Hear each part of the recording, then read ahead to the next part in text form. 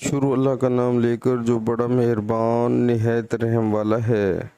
جو شخص وصیت کو سننے کے بعد بدل ڈالے تو اس کے بدلے کا گناہ انہی لوگوں پر ہے جو اس کو بدلیں، اور بے شک خدا سنتا اور جانتا ہے۔ سبحان اللہ۔ پیارے مسلمانوں، اللہ تعالیٰ قرآن پاک کی اس آیت میں ہمیں بتا رہے ہیں کہ ہم جس بھی حال میں ہوں، جو بھی اعمال کریں، اللہ تعالیٰ دیکھ بھی رہے ہیں اور ہمیں سن بھی رہے ہیں۔ ہمیں اس غلط فہمی میں نہیں رہنا چاہیے کہ جب ہم کوئی گناہ کرتے ہیں، چاہے وہ کبیرہ ہو یا صغیرہ ہو، لیکن ہم یہ بھول جاتے ہیں کہ اللہ تعالیٰ ہمیں دیکھ بھی رہا ہے اور سن بھی رہا ہے، تو شیطان ہمیں اس چیز کو بھلوا دیتا ہے اور ہم شیطان کے رستے پر چل کر اس گناہ کو سرزد کر دیتے ہیں۔